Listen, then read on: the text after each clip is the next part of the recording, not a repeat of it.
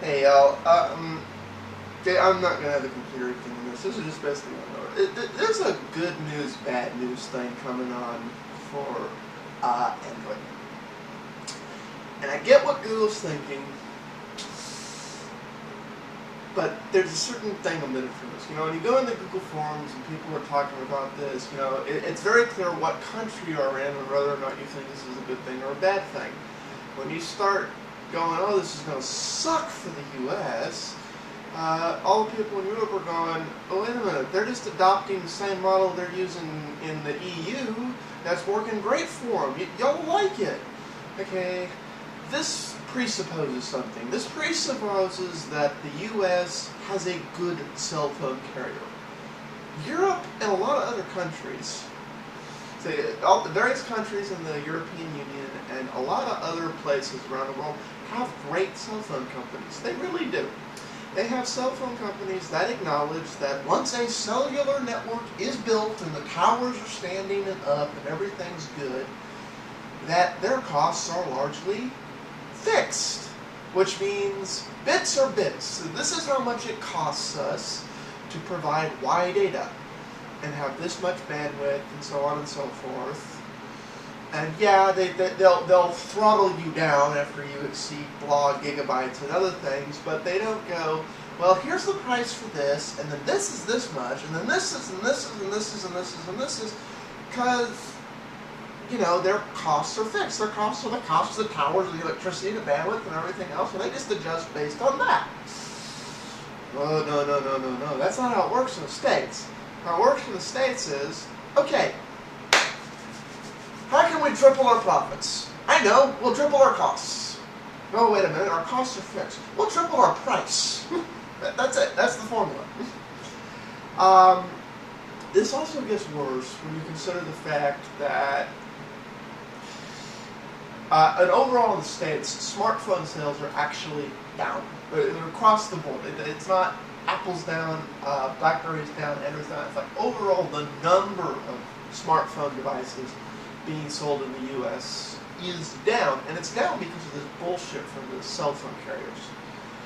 For those of you who don't know, for those of you who are outside the U.S., let me explain the buying a smartphone experience at a cell phone retailer. Like the provider, like an AT&T store, or a Sprint store, or a Verizon store, or a T-Mobil store. I go to the store, go to the shelf, I pick out my little smartphone. I go to the cashier. You know, it has blah dollars. Okay? Cashier goes, beep. Before the cashier went, beep, I had a plan.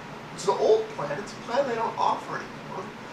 But I've been off contract for 3 or 4 years, and I got a monthly bill that includes unlimited data with tethering, unlimited text. I got everything, all the data usage a smartphone could possibly use, has enough minutes for me, yada yada and so forth. The moment that cashier went, beep, my plan was deleted. I got to hand them my credit card and pay the $200 or so for the phone. And they go, ding! Sorry, your new monthly plan will be 8 times what you were paying before. What? No, never mind, I don't want that. Okay, sir, we need you to pick a new cell phone plan then. And they pull a little thing out, and all these plans have half the features you had before, as little as 1/3 the minutes, for twice the cost. You're like, I just want my old plan back. I'm sorry, sir, we no longer offer that plan, and that plan was altered when you began the checkout process for your smartphone device, which requires a special plan.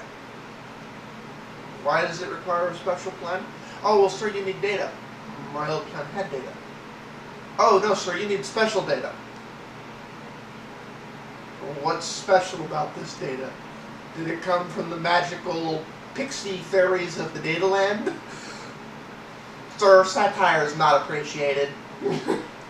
I'm trying to help you, sir.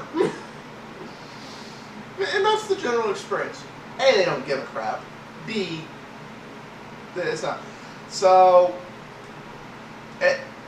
them only being available in cell phone stores is going to destroy Android in the States. I hope Google figures that out quickly, because otherwise the quality of Android devices will go in the States. Okay. I'm glad that they're bringing them to physical stores. That's a good thing. But I know they're going to suck, and the cell phone stores are going to fuck them up. You know, the backflip is a perfect example of that.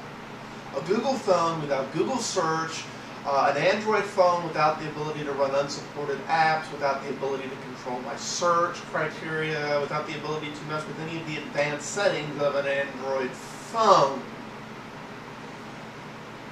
What's the point of it being an Android phone then? You know, it's an Android device without any of the reasons for having an Android device. And that's what they'll turn into if the cell phone providers in the U.S. get their way, which will further the divide between, oh, hi, we're the U.S. and we have inferior technology, but we think we're superior. Like, Android was my hope that that divide would have become a little less between what overseas people have and what the U.S. has in terms of stuff. That's not going to happen. The other flip to this is, they shouldn't have just brought it to cell phone stores. They should have brought it to full retailers. I mean, yeah, have it in the AT&T store, have it in the Sprint store, and the T-Mobil store. By the way, only T-Mobil stocks the official Google phone, or supposedly only T-Mobil is going to stock it, which means odds are the AT&T and Verizon versions of this phone are going to be discontinued, since Google's shutting down their online store in favor of cell phone retailers only. You know, I really want to know, how hard would it have been for them to go, okay, we're going to also offer all the unlocked phones we offer now with the full version of Android in Best Buy, Fry's, and, you know, heck, Wally World too. Walmart would want them, I'm sure. It's like, they apparently didn't see the appeal to that. It's like, and they're judging all this based on the fact that their online store never really took off. Well, for those of you who've never gone to the Google online store for the Nexus One, let me point out something. The only way to check out through it is to sign up for a Google checkout account. You know, there's a reason a few years ago that PayPal started offering merchant accounts to small businesses. Because if I'm a website, I get about 1,000-fold the traffic if I take Visa, MasterCard, and in some cases, e-check, without people having to sign up for a secondary account. You know, just, oh, Visa please, okay, good, blip, ding, checkout complete. People are used to that. When people have to sit there and sign up for another account or be redirected to the PayPal site or yada yada and so forth, they sit there and think about it. The minute a customer starts thinking about, do I really want this?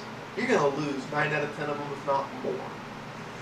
And that was what happened with the Google Checkout Store. It needed to just be standard payment means.